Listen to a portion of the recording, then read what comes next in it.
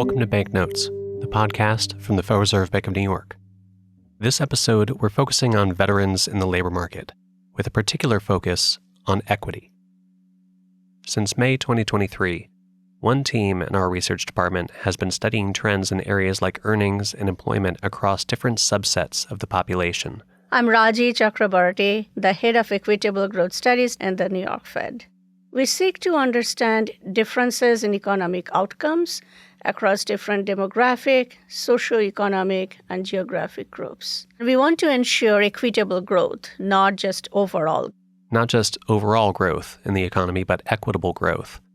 Understanding how the economy is functioning, not just for the average of all households, but across different segments of society.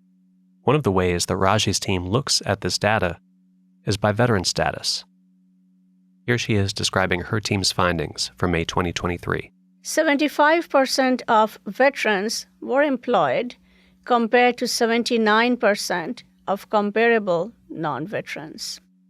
A relevant question here is, do veterans have lower employment rates because they're looking for jobs but can't find them, that is, they're unemployed, or because they aren't even looking for jobs, that is, not participating in the labor force? We find that overwhelmingly, the answer is the latter. Relative to a comparable non-veteran, a veteran is about 22% more likely to be out of the labor force. A veteran is about 22% more likely to be out of the labor force.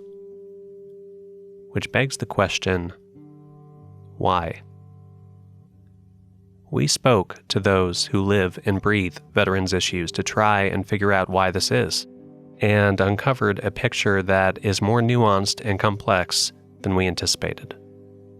I'm your host, Nathaniel Cresson, and this is Banknotes, Veterans and the Labor Force. The views expressed here do not necessarily represent those of the New York Fed or the Federal Reserve System. To begin with, the Fed research itself offers two explanations. Interestingly, we found that the differences in education and disability status largely explained these labor market differences.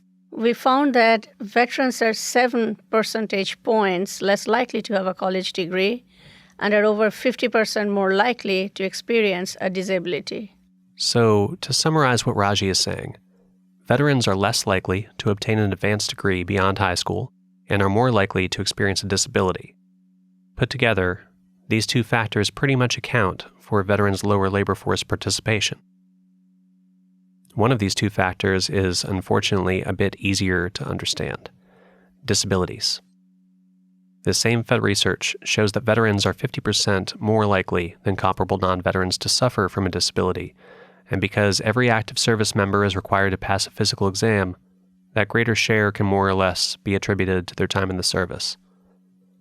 As for how disabilities impact veterans' participation in the workforce, simply put, it varies. Veterans receive a disability rating when they transition out of the military, ranging from 0 to 100%.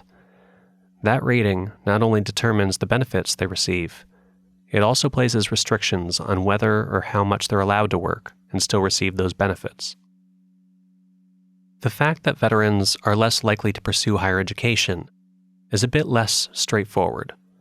Research from the Institute for Veterans and Military Families consistently points to education benefits as one of the top motivations for service. Education benefits. It could be for themselves, it could be for their spouse, it could be for their kids.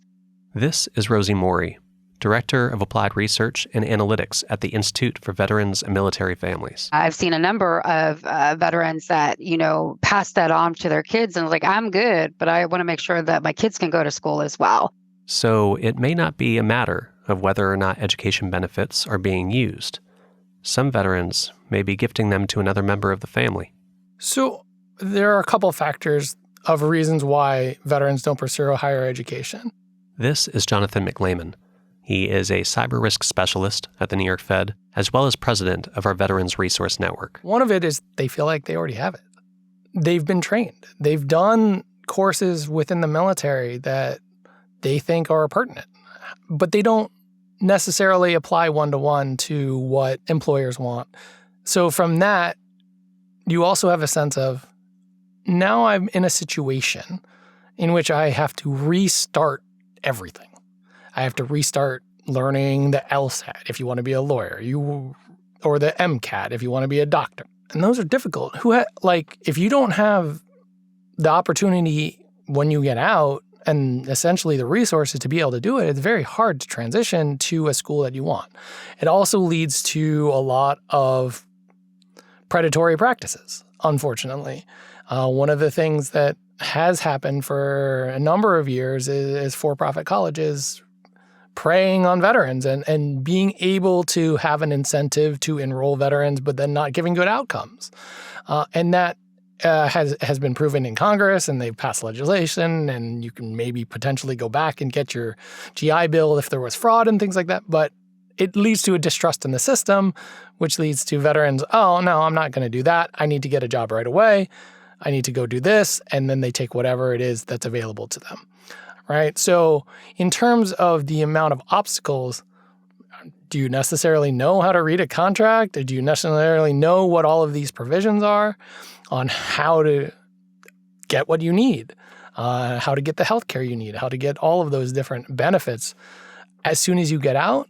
No, not necessarily. And that's a difficult situation for someone who is just out of high school, who has been earning a paycheck, who has had all of their meals associated with the military, had all of their housing associated with the military. You now have to do all of those things yourselves, and figuring that out is a huge challenge. Now, there's a lot that Jonathan covered right there. So we're going to start with the first one he mentions, skills translation. Veterans get considerable training while they're in the military, and it goes beyond specific tasks to include qualities like leadership, teamwork, accountability, and a mission-driven mindset. But those may or may not be readily apparent to prospective employers. My name's Chris Hale. I'm the CEO of Victory, and we are a marketing company that matches the military community with civilian opportunity. That's Victory, spelled VIQTORY.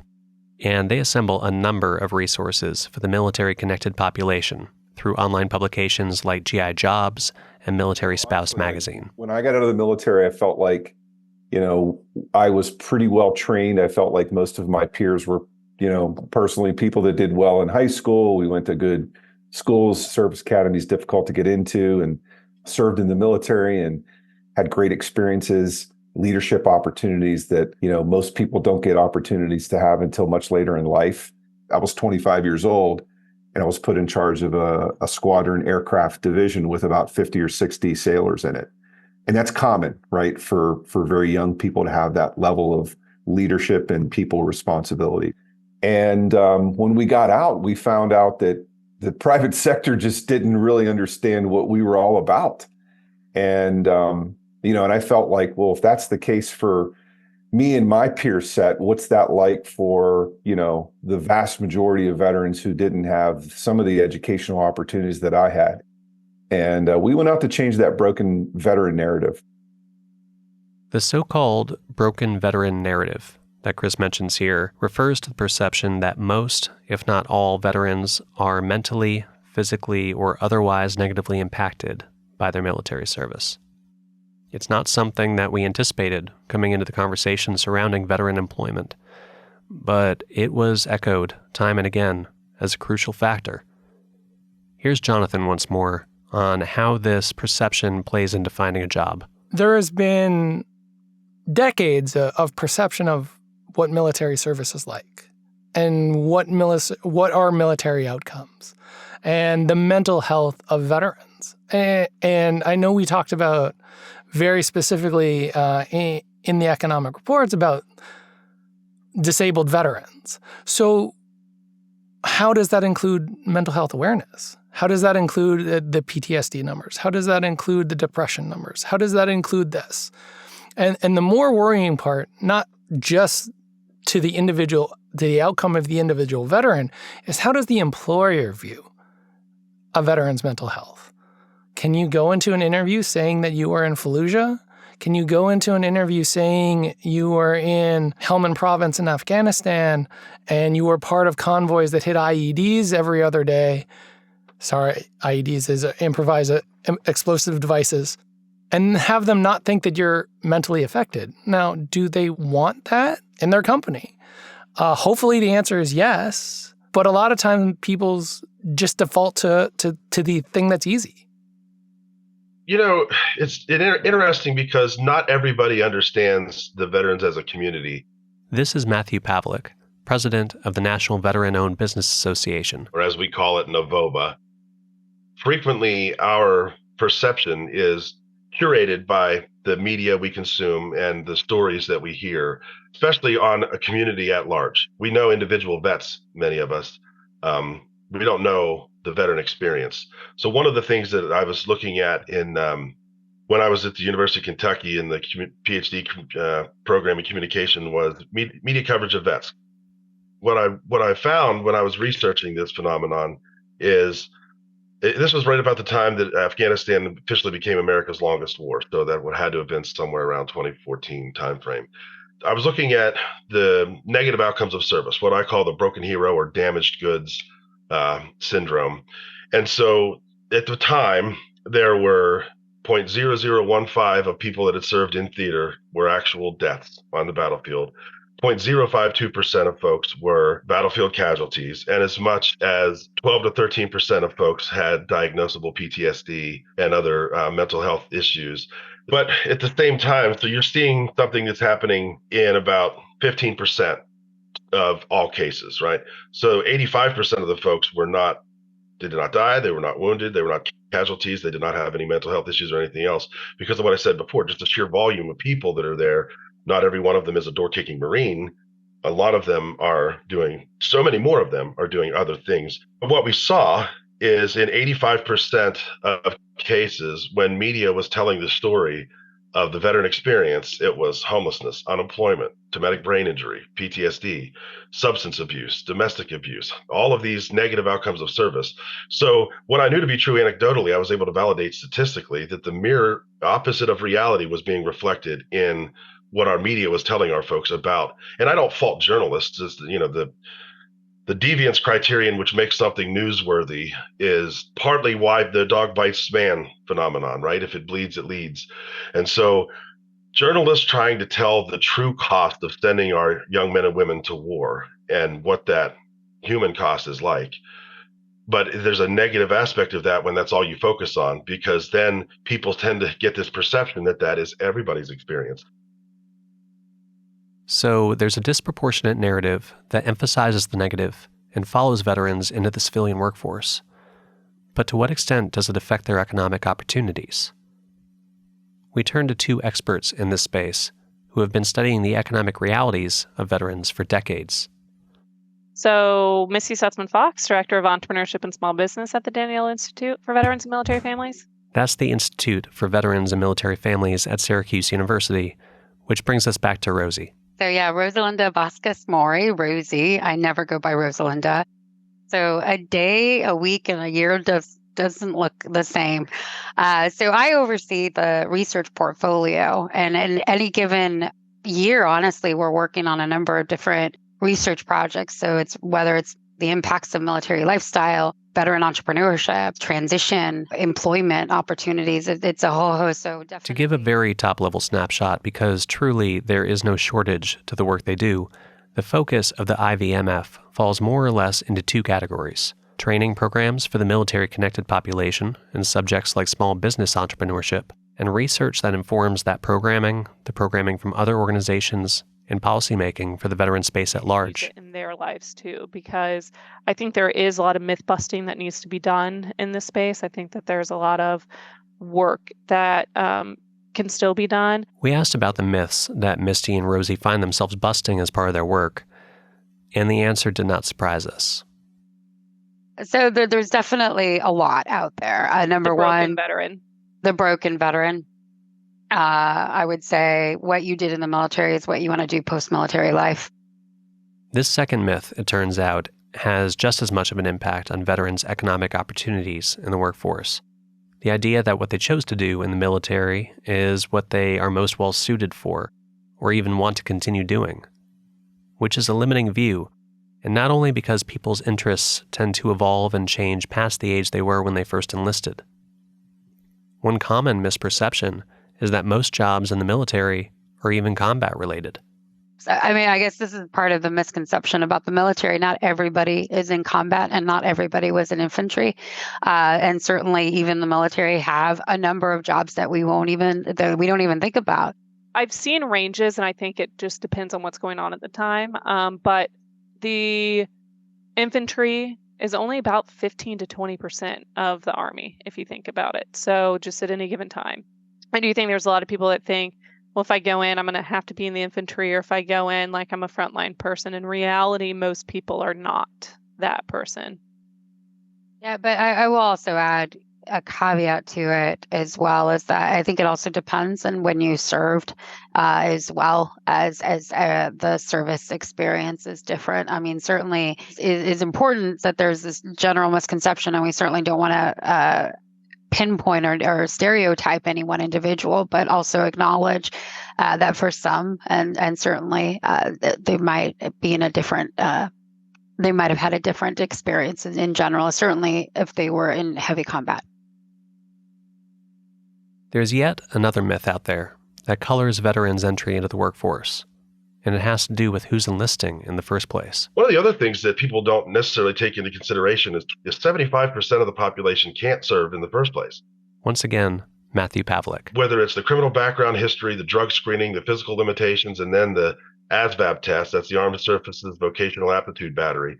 So everybody has to have a certain level of aptitude to be able to go there. So for all those factors combined, only 25% of people can actually serve that aren't going to be, eliminated during that process. And out of that 25%, these are the folks for the last 47 and a half years that have chose to do it voluntarily, knowing they're going to put themselves in a position that could potentially be hazardous to their life.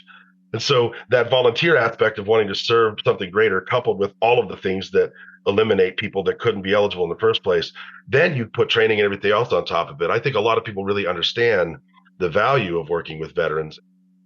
With Victory's publication of GI Jobs magazine, Chris Hale disseminates career and industry insights, mentorship opportunities, and stories of resilience and success from across the veteran population. We asked him what stands in the way of veterans in the labor force. I'd say the two things that are really still existing out there that are impediments, skills translation and cultural differences. Skills translation, as in what Jonathan touched on earlier. You need to be able to take all of the specific activities you did and translate it into what the employer wants. Misty shared a story about one veteran whose effective skills translation not only landed him a job, but a boss firmly in his corner. I think a lot of folks will sit there and say, well, I drove a tank, and so how is that going to help me at a bank, maybe, or something like that? And, I actually heard a story once of a HR person at his Bank of America sitting down, and he was on fire because he had just been able to recruit someone that he was super excited about, who literally was a tank driver. And he was like, at first, there was this entire idea that he might have to convince a higher up around, like, look at all these skills. And he was like, in reality, it didn't take convincing, but because it was so easy to say, here are all the skills that he had to do in order to read the instruments and do exactly what he needed to do to get this tank from point A to point B. And this is why a person that was successful at that is going to just kill it in this role. Because if he can do all of this, this is a walk in the park. So skills translation is really a skill in and of itself that veterans can learn to employ, positioning the strengths that they already have in the best possible light and furthering their opportunities in the workforce. Cultural differences present a bit of a different challenge.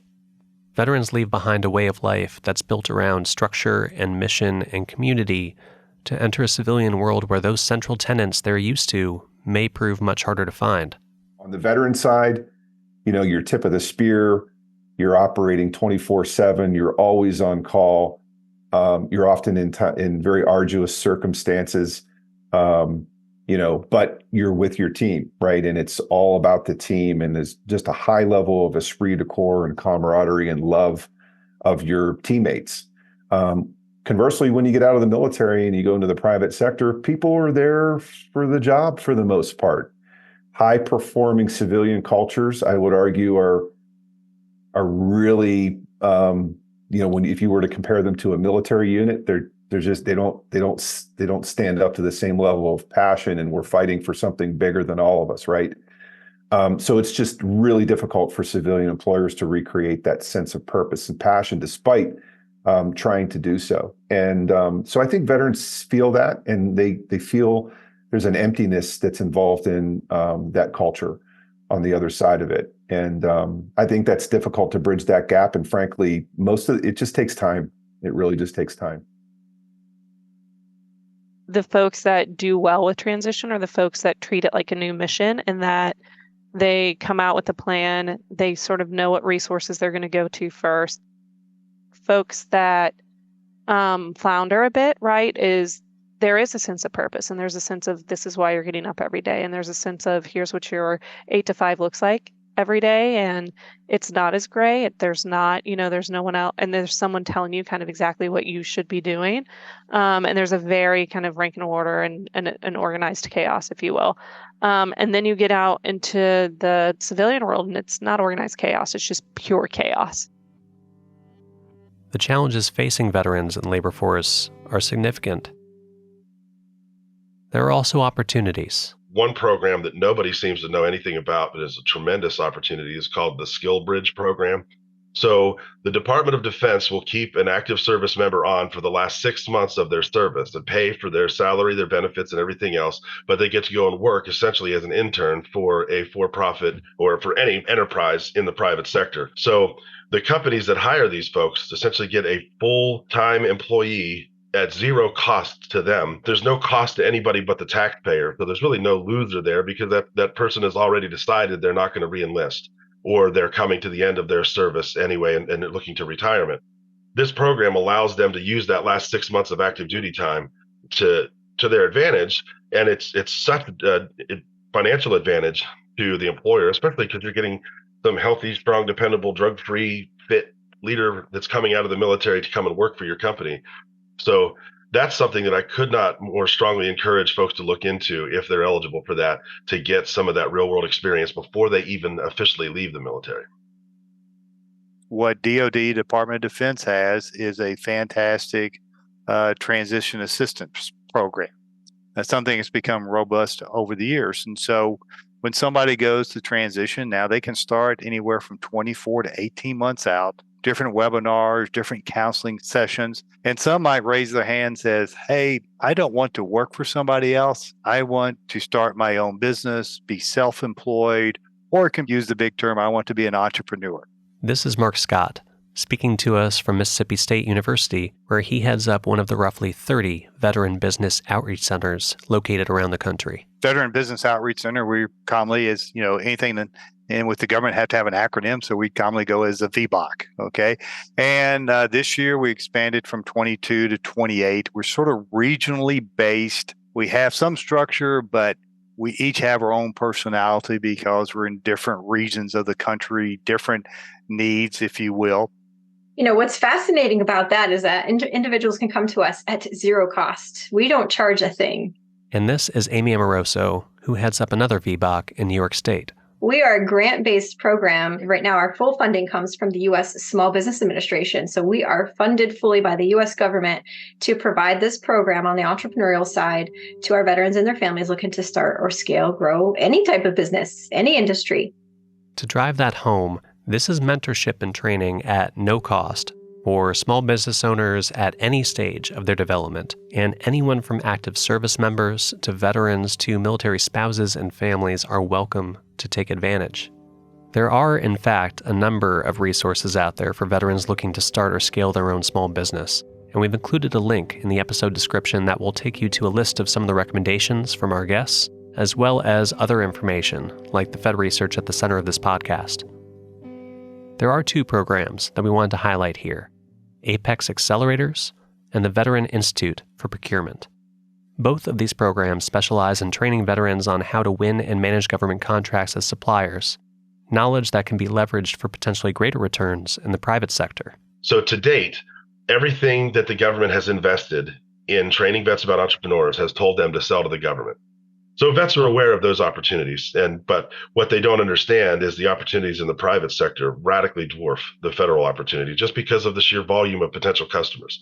So the federal government, there are 23 federal agencies with procurement budgets that exceed $500 million annually. The Fortune 1000 alone lets you know that there are more opportunities in the private sector. There are 39 corporations on this thing called the $1 Billion Roundtable. They spend more than $1 billion a year with diverse companies, not just in procurement, with diverse businesses. Running a small business, of course, comes with its own set of challenges. The Federal Reserve Small Business Credit Survey looks at exactly that, tracking economic conditions, financing needs, and access to credit for small businesses across industries and demographics. In 2018, the Small Business Credit Survey looked at veteran-owned businesses in particular. Here's Claire Kramer-Mills from the New York Fed. In some ways, veterans are not atypical, right? They're experiencing challenges that many small business owners experience. One thing, though, that I will say that I think is really important to note about veteran-owned small businesses, the data that I've seen regarding kind of re-entry and, from vets is that only about 50% return to the community that they were part of before their service. And I think an underappreciated aspect of small business ownership and success is the social ecosystem and having connections within your community, the tacit knowledge that you can get from other businesses that you're familiar with, the coaching, informal and formal. It could be formal mentoring, but it's also just, hey, I've got a problem. I'm encountering this issue. What did you do about it? The resources that are there, to me, it's more of a trusted value. Who can we trust when we get out? Who can we trust when we're in? What's our brothers and sisters looking at? And where's that camaraderie? So what we do, and kind of going back to one of the first things that we talked about and touched on, is providing that ecosystem for them. So we tried to pull them into our network. And just at the end of this month, actually, I'm providing just an open forum for individuals to come in and talk about whatever they want. I'm not plugging anything to them. I just want them to tell me what their issue is, and I'm going to give them the direction that they need to go in.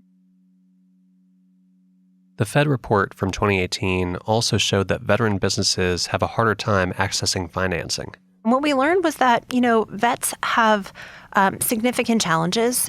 Some big challenges are weak credit histories, lower credit scores than might qualify for good terms and conditions. And that I really mean just affordable credit. Your credit score and the number of years that you have, a credit relationship matters when you need financing for a business to either start it or to grow it. And that can be problematic if you're just sort of not in the prime credit zone, because that means that essentially you're going to pay a higher cost to borrow the dollars that you need.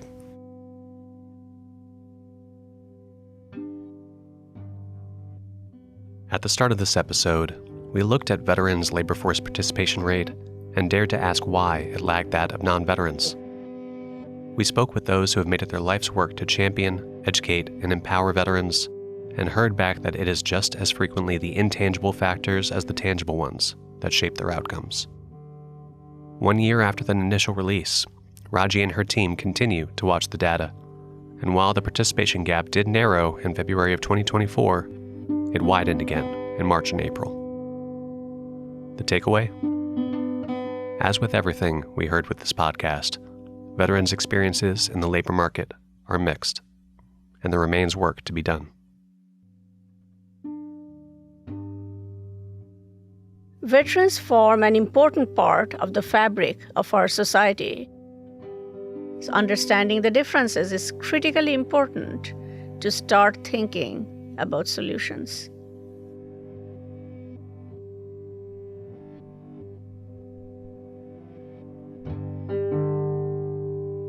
Special thanks to all of our guests for their time, their passion, and their expertise.